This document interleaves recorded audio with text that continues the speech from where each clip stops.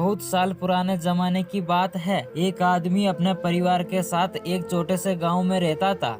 जब उसके बच्चे छोटे ही थे कि मां की मृत्यु हो गई। बच्चों की देखभाल के लिए पति को दूसरी शादी करनी पड़ी।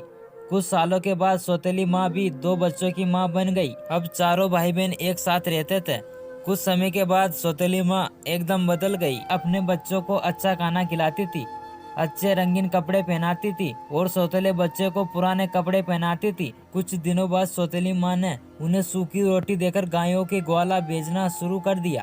अब वह दिन भर ग्वाला जाते और भूखे प्यासे शाम को घर आते थे। ऐसे समय में उन्हें अपनी माँ की बहुत याद आती थी। एक दिन दोनों बच्चों ने अपने हाथ की सूखी रोटी अपनी काली गाय को देते हुए कहा, माँ तुम हम पर ऐसी ही दया करो जैसी हमारी माँ हम पर करती थी। इतना कहना था कि गाय के तनों से दूध निकल आया। दोनों बच्चों ने खुश होकर भरपेट दूध पिया। अब वे रोज हाथ की रोटी उसे देते और गाय उन्हें भरपेट दूध पिलाती थी। इससे वे खुश रहते थे और उन्हें ग्वाला जाना भी अच्छा लगने लगा। कुछ ही दिनों के बाद सौतेली माँ ने बच्चों के चेहरों में लाली देखी तो आश्चर्य में पड़ गई।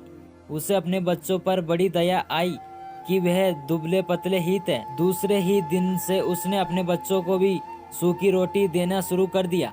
2-3 सप्ताह बाद उसने देखा कि बच्चे हट्टे कट्टे होने के बदले कुछ ज्यादा वे दुबले पतले दिखाई देने लगे थे।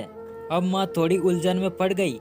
उसने बेटे एक बच्चे को इसका राज जानने के लिए भाइयों के साथ ग्वाला भेजा कि वह ध्यान रखें कि भाई दिन में क्या कहता है। दूसरे दिन तीनों भाई गायों को लेकर जंगल की ओर निकल पड़े। गायों ने आराम से चारागाह में घास चरी। दोपहर के समय होने को आया। बच्चों के भूख से कुलबुलाने लगे, पर उन्हें हिम्मत नहीं आ रही थी कि गाय से दूध मांगे। उन्हें डर था कि उनका सौतेला भाई भी उनकी चुगली न कर दे। भूख सहन से बाहर होने पर वे भाई से बोले कि हमारी काली गाय हमें दूध देती है, इसी से हम अपनी भूख मिटाते हैं। ये बात तुम किसी को मत बताना। भाई ने कहा, मैं इस बात को किसी से नहीं कहूँगा, चिंता मत करो। अब दोनों भाई खुश हो गए और बेटी रोटी गाय को देते हुए बोली, ओ प्यारी माँ हम पर ऐसी दया करो